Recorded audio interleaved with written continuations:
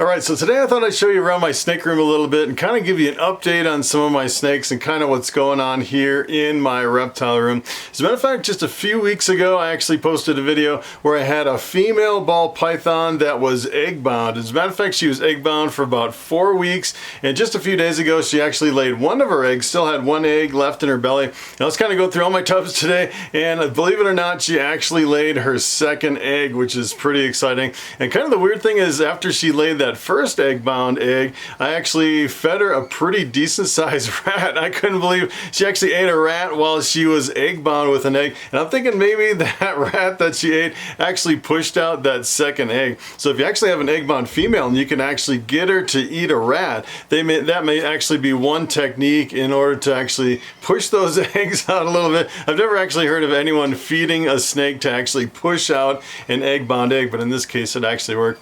And Bobby here around my neck, this is Bobby, my bamboo ball python, kind of hiding in the back. He's actually been fasting for 2 months, didn't eat a single rat for about 2 months, and actually about 3 days ago he finally ate his first rat. And it's kind of, it's kind of tricky actually having a snake in front of the camera every single day, especially after you feed that snake. So what I do with Bobby is I don't move him hardly at all. I'm really gentle. You definitely don't want to move a snake very much right after you feed him a rodent. As a matter of fact, if you actually feed him, I would highly recommend that you leave that snake alone for at least 48 hours before you pick him up. But in this case, Bobby here is here in front of the camera, and so far so good. I've actually been feeding him and bringing him out in front of the camera. You want to minimize the amount of time you handle him and don't want to move him as much as possible, and you just kind of bring him out for a little bit and then put him right back in the tub. So essentially what I want to do is I want to show you some of my snakes here in the reptile room. I want to start with my banana Enchi clown, one of my really exciting projects. I actually bought that male last fall, I guess it was. I guess it's been about 8 months since I bought that snake, and it's getting pretty big. As a matter of fact, almost all my snakes have been fasting for about 2 or 3 months. They've been really picky, and now it seems like they all know where you coming to the end of the breeding season, where the females are starting to lay eggs, starting to go back on food. And believe it or not, a lot of my snakes is kind of weird. It seems like they almost know what time of the year it is and what time to really start eating, and a lot of my snakes are finally going back on food. But this banana Enchi clown, he's been really picky. He's been on a pretty long fast. He's got some pretty good weight to him. I actually bought him as a hatchling, but he's looking really awesome. So I want to show you that snake first, and then we'll move over and check out this egg bound snake as well. Alright, so take a look at this snake. This is my banana Enchi clown. Look at how beautiful that snake is. Really amazing. And the funny thing about this guy is he's got a really comical looking head. If you can actually see the head on this snake, he's got such a funny head stamp right on the top of the head. He looks so comical. It's pretty funny. And he's getting to the point where he's, getting some pretty big, good size to him. He's a male, and I actually bred him to a couple clown females this year. I have a lesser clown and a regular female clown, and it looks like maybe my lesser clown might go. She might lay some really small eggs. As a matter of fact, I should probably get my ultrasound out and actually take a look at her to see if she'll actually lay some eggs. But I'm really looking forward to reproducing this guy. As a matter of fact, this is probably the most expensive snake that I ever bought. I actually paid $1,500 for the snake. Kind of crazy. Look at how big he's getting. Pretty good size. Definitely bigger than, when I bought him as a hatchling. He's got some decent weight, and this is pretty amazing. He hasn't eaten for weeks and weeks, and he's still got some really good body condition. And look at the pattern on him. He's got these little tiny specks. I think these little tiny specks are from the banana gene that is in the mix. Sometimes you can actually have snake mites and get those little specks. And I keep watching this guy like a hawk, and it seems like, those little black specks, they don't move at all, and he doesn't have any red spots on him. If you had mites, you'd have little tiny sores on the snake, because essentially what it does is those little mites burrow in between the scales, and then they move from one place to another, leaving some of the the sores behind. But he's perfectly fine. No mites in my collection, thank goodness, and he is a really awesome looking snake.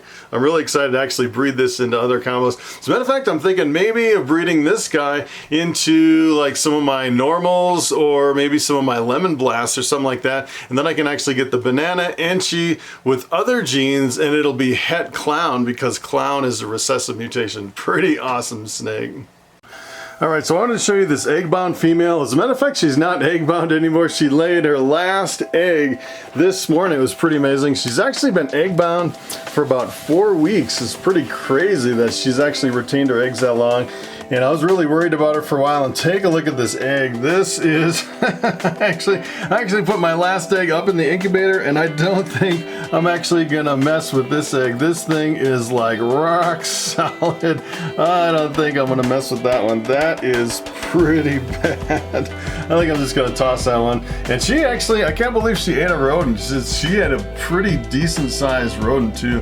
So she's looking pretty good. I'm thinking I should probably give her the year off because she actually, you know, was egg bound and had all those problems. I don't really want to push my luck on this girl. I might give her this year off, and then maybe if she's doing good next year, maybe try to breed her again next year. I actually paired her up with my pastel desert ghost male this year, and she laid a big clutch of eggs. I think I got 7 good eggs on this one, which is pretty awesome. She actually had those 2 egg bound. Actually, she had 3 bad eggs in the mix. She had 1 she laid just a couple days late, and that one went bad, and then she had these other 2, so it was really a 10 egg clutch, and only 7 of them made it to the incubator. As a matter of fact, well, I actually put the other one from the other day in the incubator, but I don't think it's gonna actually make it. But she's looking really good. She's a really big snake.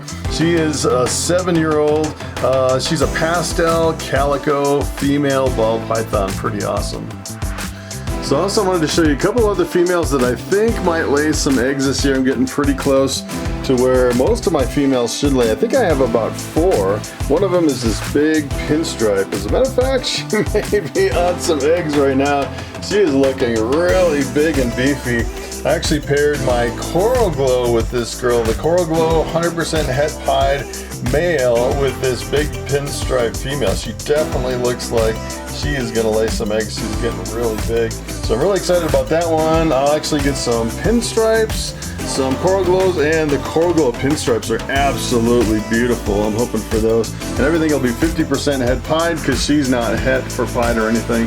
And then I have this other one up here. This is my big lemon blast. I think she's gonna go. She's got some really good body condition.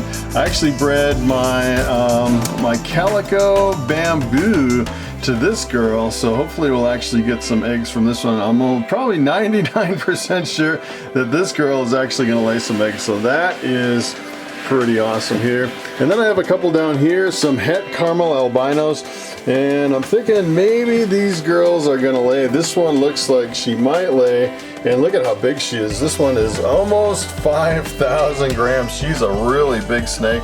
And I actually took one of her offspring, which is 50% het caramel albino and a scaleless head, and I bred it back to her. So I got about a 50% chance that I'll actually get some visual caramel albinos that are scaleless head from this girl.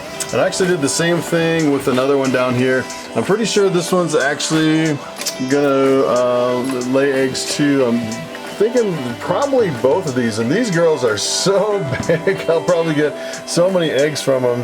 And you can almost see in her belly that she almost has, you can almost tell there's definitely some eggs in there. So both of these, and I actually took 2 different males that were 50% het caramel albinos, bred them to these girls.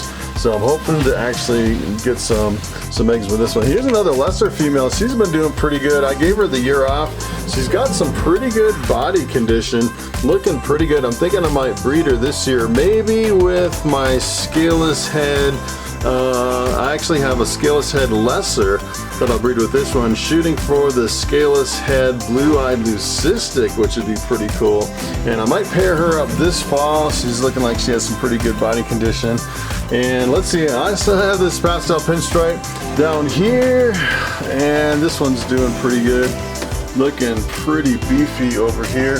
And let's see, this is I'll have to actually pull up my list. I forgot what I bred with this one. Pastel pinstripe female, number 1. This is another one with my Coral Glow. So I did my Coral Glow with this one too. Hoping for some Coral Glow lemon blasts, which would be pretty awesome on this girl. So I thought I'd run through a few of these snakes over here in this rack. I actually have my big corn snake down here. I sold this one. As a matter of fact, I sold quite a few snakes, and I'm just kind of waiting to actually sell them. And this guy has a really big enclosure, really awesome for a big corn snake. And the funny thing is lately he's been kind of digging down in the substrate. He's looking really good. He's got some, as a matter of fact, he was getting a little bit overweight, and I kind of took him off of, you know, feeding him so often. I cut back to maybe every other week. So he's not, you know, such a, he can eat as much as you can feed him. He's pretty amazing. Really good looking corn snake, and he has a really awesome enclosure with lots of hides, and he likes to crawl underneath the substrate. He is a really awesome snake. And I kind of wanted to show you these other two over here. Actually, I have 4 down here that are getting pretty big. This is probably the most exciting project that I'm actually looking into actually breeding at some point. These are my triple het albino pied clowns. And look at how big these are getting. This is a female albino pied clown. Look at how big and beefy she's getting. Really awesome. So if I actually bred this one to another triple het male, I'll get albinos, I'll get pieds, I'll get clowns, I'll get albino pieds, albino clowns, I'll get clown pieds, I'll get albino pied clowns. That is pretty awesome. I have another female. Actually, I have 3 females and 1 male that are all the triple hets. Look at that. Look at how big they're getting. Pretty good. Pretty good size. They were just hatched out last year, so this is like a yearling size, and they're still eating pretty good, which is good. You know, they usually get close to the 1,000-gram wall and they go off of food. Sometimes they can be really picky. And I have a couple over here. I'll show you these last couple. This is actually Lucky, my female triple het over here. Another one looking really good, and it's funny, they look like normal ball pythons, and you actually breed them and you produce a whole rainbow of really high-end snakes. I'm really excited to actually get into this project. So, you know, it's probably going to take me another 2 or 3 years before I can actually get to the point where I can actually breed those. And then this one, I'm thinking about actually breeding this one this year. This is my lesser scaleless head ball python. This is a male, and he's looking really good. Looking probably big enough to where I can almost breed him here in a few months. So that would be pretty awesome. I'm thinking about breeding that one to my lesser female. And then my fire pied, really awesome snake here. This is a pied with a fire gene in it, and I actually got this one quite a few years ago, and I actually bred it to a normal last year, produced some fires, which is pretty awesome. He's been fasting for a really long time. He's getting almost scary skinny, super skinny, and he just went back on food. He's been eating, I think this week he ate like 3 rodents, which is pretty awesome. And then I have my spider pied male in here, which is doing really good. This is the last snake that I actually have for sale over on Morphmarket. All the other snakes I actually sold. And then let's see what else I have. I have my lesser pied female here, and this one is doing really good. Take a look at that beauty. Really awesome, pure white snake with the lesser and the pied. So having a rack system is really awesome because you can go through all these tubs really super fast. And here's my clown female. I actually bred this one to my banana enchi clown, and she decided, I don't think she's gonna lay any eggs this year. She's getting skinnier and skinnier. Just went back on food, started eating again. So I'm thinking this year is gonna be a bust for this girl. She's, last year, as a matter of fact, this is the one I got my triple hets from. I bred her after 2 years old. She was really small, and I actually bred her and actually got a clutch of 6 eggs from those triple hets. And essentially what I do is I go through these tubs every day. I just make sure the water's clean, make sure there's enough moisture in the substrate, and kind of the tricky part is you want to make sure the substrate is nice and, you know, it doesn't kind of flake up and move, but you don't want it really soaked where the whole thing is kind of like this dark spot right here. You can see where I kind of sprinkled it a little bit this morning. I just go through and sprinkle a little bit, but you want mostly dry on top of this substrate. So if they actually come over here, they're sitting on a dry substrate with some humidity underneath. So if you dig down, you should actually see it's a little bit of water underneath there. But you don't want it like sitting on water because it's almost like a sponge, but it dries out a lot on the top. This coconut husk is fantastic. I really like it. And let's see, I'll kind of just go down the line. As a matter of fact, I've been, kind of going through all these tubs every single day, and it seems like going through them every single day. This guy has been a little bit more tame going through it every day. As a matter of fact, this is like my most aggressive ball python. This is my female bumblebee. And usually if I sit here and look at her long enough, she'll actually strike the camera and bite at it. But it seems like going through all my tubs every day, single day, she's actually kind of chilling out a little bit. And I actually bred this girl this year, and doesn't look, I can't decide if she's gonna go or not. She's looking like she's got some pretty good body condition for not eating for a couple months, but I don't think she's big enough to actually lay some eggs. So this one's actually a pastel spider, possible het pied, and possible yellow belly. I actually bred my fire pied to that one, so I was kind of hoping that one would go. She's actually 5 years old, a really small female for 5 years old. Sometimes they can be really slow growers. And this one, I'm kind of on the edge. I don't know if this one's going to go either. I was tempted to ultrasound this girl.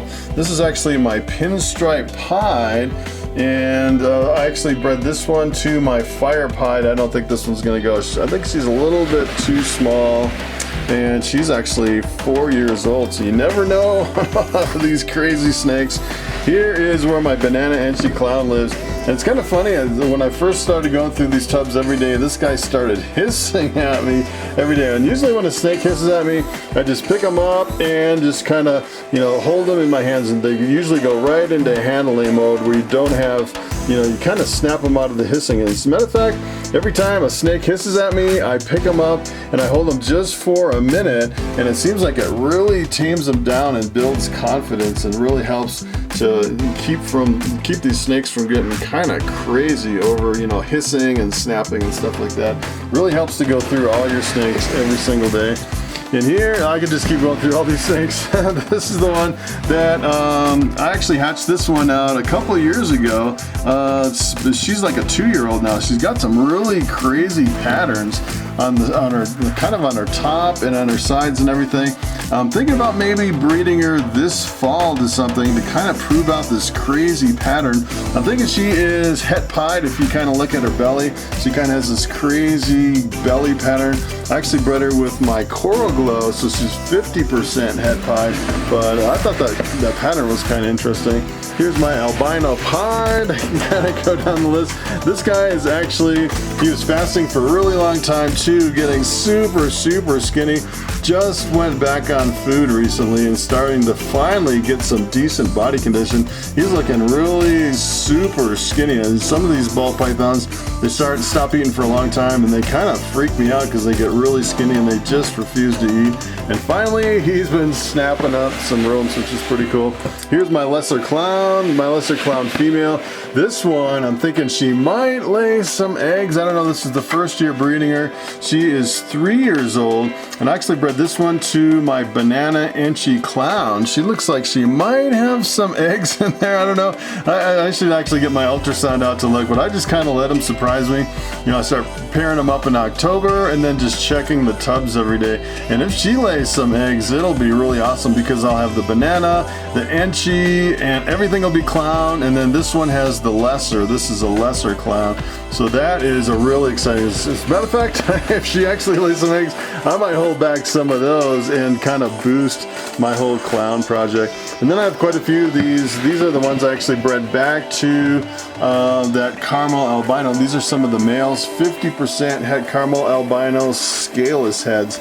And a lot of these have a really high expression scaleless head. If you actually breed two scaleless heads together, you get a completely scaleless ball python with no scales at all. Pretty awesome. So up towards the top of my rack, I actually have some scaleless head females that have been fasting for a really super long time, and they like hit the 1,000-gram wall and they just refuse to eat. I've just been trying to feed them every week and they just kind of ignore it. I've been trying live and everything else. You can see this girl's hissing a little bit, so when they hiss, I'll just pick them up and I'll hold them and kind of tame them down a little bit. She's trying to, try to tame down my craziest snakes. And it's funny, you get the scaleless head in there and it almost looks like it has a little bit of Enchi in there, how it reduces the pattern. I think that's part of the scaleless head. And you can see on this one, just a little bit of scales missing from the top of the head. You can't really see too much of a missing scale, but you can definitely tell that this one is a scaleless head. So this is a female, 2 years old from 2018.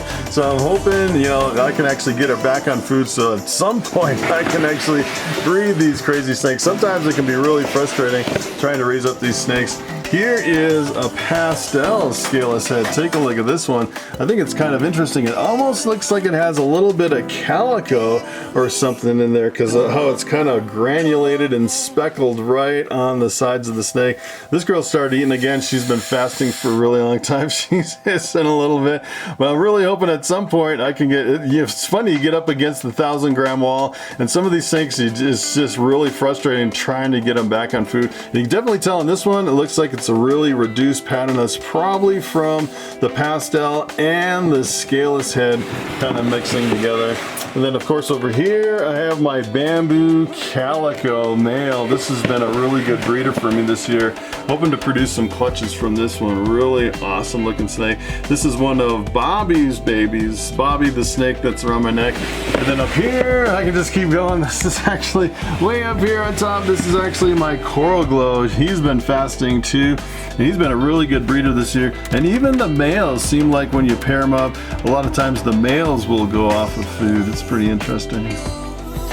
So up here at the very top, I can show you this one if I can squeeze them out. The light barely fits in here. I don't know how good this is gonna work with the light up here on this very top of the tub. This is actually my bamboo lemon blast, one of Bobby's babies. This is a female. So as a matter of fact, I do have a female bamboo right here. This is the only one, mixed with pastel and pinstripe. Hoping sometime to breed her. I don't know if she's gonna be big enough this year, maybe. I got a lot of them that are really close, within maybe a year or two of actually being really good breeders. So I actually have 8 hatchlings from last year. They're all sold, and I'm just kind of waiting on shipping to clear up so I can actually ship them out. This one is Pee-wee. Look at this. This is Pee-wee Coral Glow 50% het pied. This is a male. That one's sold. Really awesome snake. This is Spot, a lemon blast. Take a look at this one. And this one is Het Desert Ghost, and this one's also Henchy too. Pretty awesome snake. And this is Snuggles. I got all these things. Look at how big these are getting. These are actually getting really big in these tubs. It's like I need to ship these guys out at some point. Otherwise I don't have to move them up. As a matter of fact, if I don't ship them out too long, I might start breeding some of them. Crazy snakes, and it's been a crazy year with some of this stuff. This is Cobra. Cobra just shed out. He is a spider. Kind of jammed in here. These spiders are absolutely beautiful. Look at this one. That is such an amazing snake with a lot of white coming up the sides. Pretty awesome for a spider. Here is Fluffy, a nice beautiful pastel. Look at how big Fluffy's getting. This is incredible. These snakes are getting really super big. Let's you know, I wish I could ship these out, because these, by the time you get your snake, it's gonna be probably ready to breed and ready to go. It's pretty awesome. Here's another big spider. This is Sunshine in the back. Here's Raven, another lemon blast, Het Desert Ghost. Take a look at that beauty. I have one more up at the top. This is Cupcake. Cupcake is kind of funny because Cupcake was a really finicky eater at the beginning. This is actually a scaleless head. It was one of my smallest hatchlings. And of course, you get them past that point where, you know, you get them eating, and now this snake will eat anything. So it's kind of struggling at first to actually get some of these snakes to actually eat. And then you get them to the point where they'll pretty much eat anything. But all those hatchlings are getting really big. As a matter of fact, here in about, I think in about 5 weeks, I'm going to have more hatchlings. I'm going to have to start, I'll probably move all these to the top and then fill all these other tubs with my new hatchlings. So I also thought I'd show you this one. I actually sold this one. This is my Jungle Wilma spider. female. Look at how beautiful this is. She's a really big snake. As a matter of fact, she actually laid an egg, some eggs, a couple years ago, and then I gave her the last year off. She's really awesome, and she's you know, she started out as a mouser, and I kind of got her, you know, half the time on mice and half of the time on rats. She'll kind of go back and forth, but she definitely still prefers mice. She actually has jungle Wilma in the mix too, where it actually reduces the spider pattern. If you actually make a super jungle Wilma, it really affects the pattern, really reduces it, almost like a super Chee. It's pretty awesome. I just love how bright gold this snake is. Super bright gold, really awesome snake.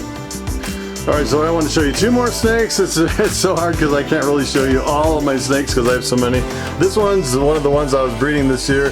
I'm not sure if she's actually going to lay eggs. She's a pretty big snake. This is actually, she's kind of laying at a weird angle.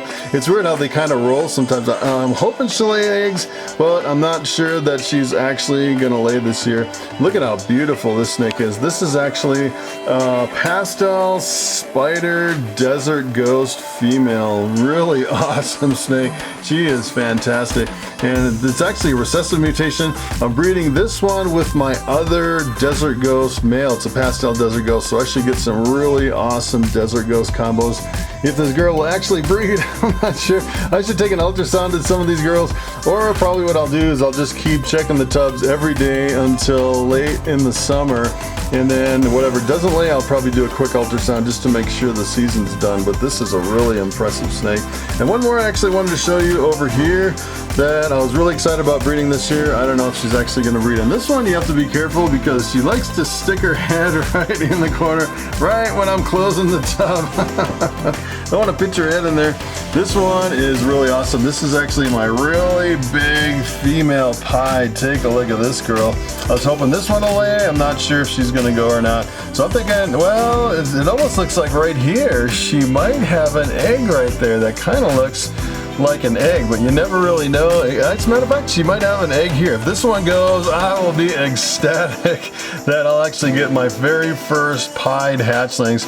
And this one actually bred with a fire pied, so half of them will be fire pieds, half of them will be normal pieds.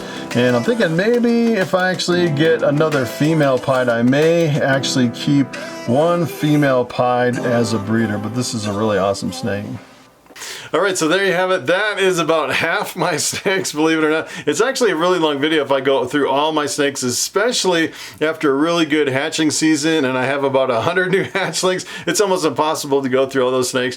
And as far as my females, it looks like I'll probably have maybe another 5 clutches. If I'm lucky, maybe another 8 clutches. I actually had 2 clutches of eggs already, so that would give me about 10. Usually I have about 100, usually between 100 and 120 hatchlings every year, so that would be kind of on par with what I'm used to. But kind of the interesting thing is I actually bred some of my other males that were a little bit too small. I actually bred my, I actually bred the banana Enchi clown. That was probably too small to breed. I also bred my lesser bamboo male, which was probably too small. I actually bred them to 3 normals, and it looks like those 3 normals are probably not gonna lay some eggs. I think I bred them a little too young, and it's a little risky actually breeding young snakes, because a lot of times your season can be a bust if you breed too many young males with your females.